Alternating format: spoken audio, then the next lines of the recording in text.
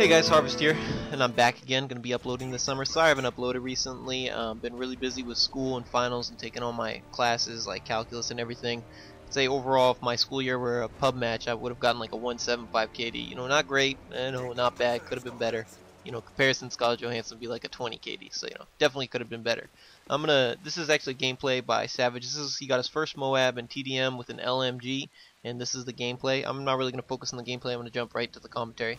Alright, so I was watching Ronaldinho1224's video, and he saw this post on Twitter by this guy Hutch, and he talked about how an Indonesian man in Indonesia he posted on his Facebook that God doesn't exist. And Indonesia is primarily a Muslim country, and I guess freedom of speech isn't something that exists over there. So when the authorities found out about this, they charged him, and now he's facing 11 years in prison just for posting that on his Facebook.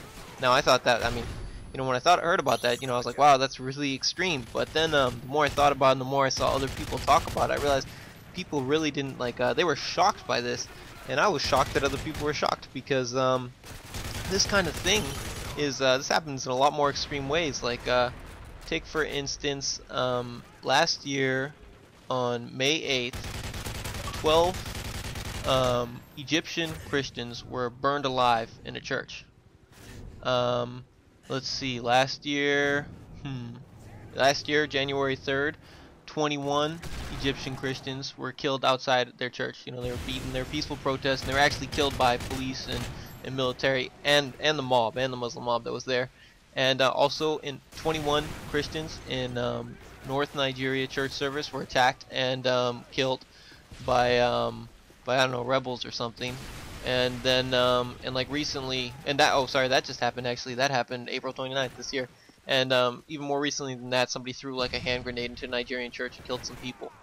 And this kind of stuff happens to Christians and people who have beliefs in God all the time. More often than people are persecuted because they don't believe. Far more often, people are persecuted because they do believe, and especially Christians.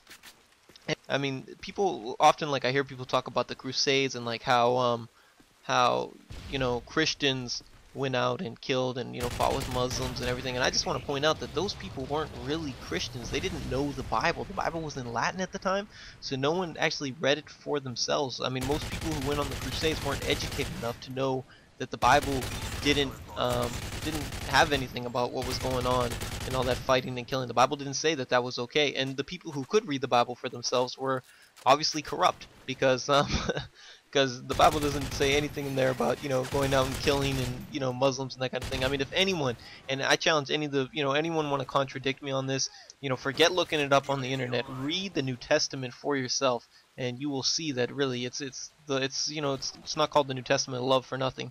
And really it's that kind of killing, that kind of violence isn't anywhere isn't supported by Christian beliefs. So I just wanted to point that out. I hear people talk about that kind of stuff all the time, and there's a lot of misconceptions about that. And I also want to tell a story about when I was in Papua New Guinea.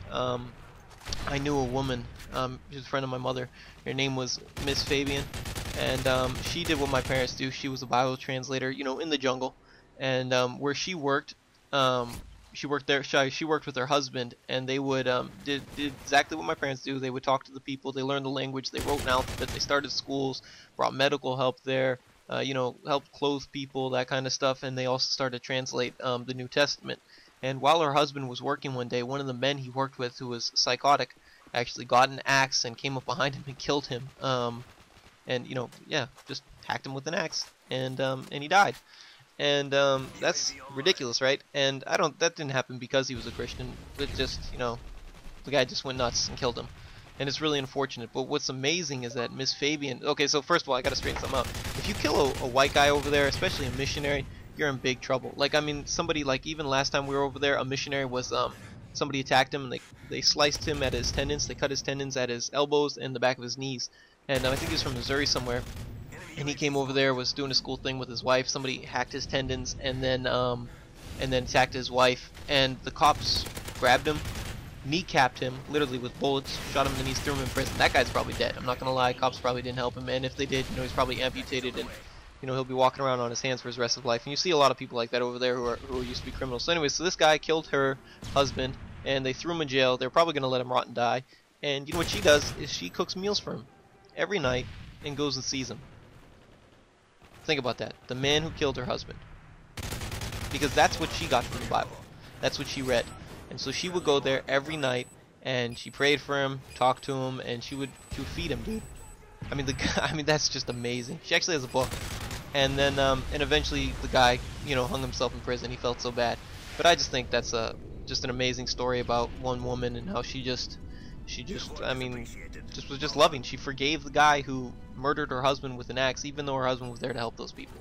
And I just think that's a testament to people's beliefs in God. And I will be doing a commentary on evolution and the Big Bang Theory. So look out for that. Give us a sub and a like if you guys want to see more. Thanks.